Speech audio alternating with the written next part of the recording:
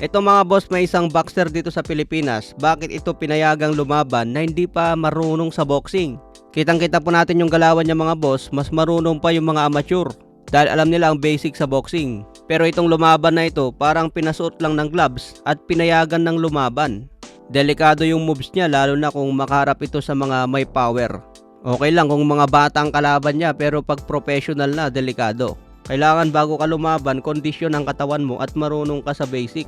Sa iba pang balita ayon sa post ng Ring Magazine, sino raw ang next fight para kay Emmanuel Navarrete? Pinakita ang pangalan ni Foster, Raymond Ford, Stephen Fulton at si Rafael Espinosa. Mapapansin po natin wala na naman ang pangalan ni Charlie Suarez. Hindi naman sa takot si Navarrete kay Suarez. Pagdating sa Amerika, tinitignan nila yung may market. Pinoy kasi si Charlie Suarez kaya inaasahan ng mga American promoter. Mahina ang market ni Suarez laban kay Emmanuel Navarrete. Kaya ang pinagpipilian nila yung malaki ang pangalan para may kita. Kailangan ng kampo ni Charlie Suarez dito matinding negotiation para makuha nila ang rematch kay Navarrete.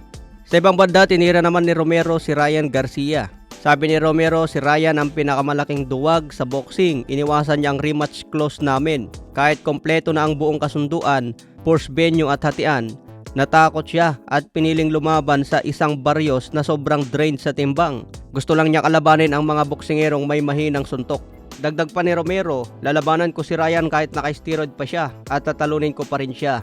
Hindi na niya kailangan mag-enroll sa BADA. Ako na lang ang mag-enroll at hayaan siyang uminom ng kahit anong gamot na gusto niya. Kung gusto niyang gumamit ng bawal na gamot, bahala siya. Ayos lang sa akin, mag-enjoy lang siya.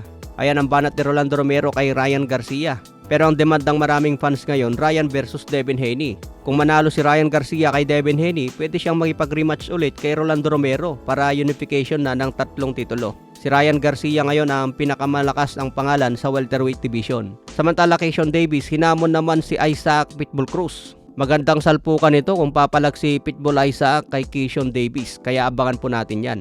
Pitbull Isaac Cruz, I'm calling you out right now. Come on, man. Let's do it. Sa iba pang balita, Elijah Pierce, sinabi sa kanyang interview, gusto niyang bumalik at maging world champion.